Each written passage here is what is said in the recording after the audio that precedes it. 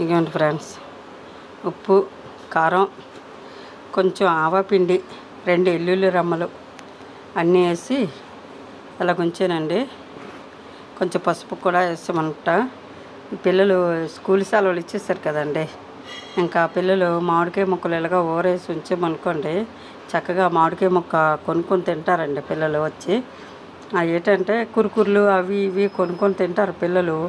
వాటికి బదులు మనం ఒక మామిడికాయ ముక్క చూడండి ఎంత పొడవుగా ఉందో మామిడికాయ, చూడండి కలెక్టర్కాయ. కొంచెం కారం, ఉప్పు, బెల్లం అన్నీ వేసాం కాబట్టి పుల్ల పుల్లగా తీయగా ఉప్పుగా ఉంటాయి కదా ముక్కలు. ఎక్కువ ఉప్పు కూడా ఉండదు, ఎక్కువ తీపే ఉంటుంది కాబట్టి పిల్లలు చక్కగా ఎంజాయ్ చేసుకుంటూ తింటారండి. ఈ ముక్క 3 రూపాయలు. చూడండి ఎంత పెద్ద ముక్క, చాలా పెద్ద ముక్క, 3 రూపాయలు అండి. వేరు షాపుల్లో అయితే 5 రూపాయలు అమ్ముతున్నారు, నేనైతే 3 రూపాయలేనండి. ఫ్రెండ్స్ లైక్ చేయండి ఫ్రెండ్స్, సపోర్ట్ చేయండి ఫ్రెండ్స్.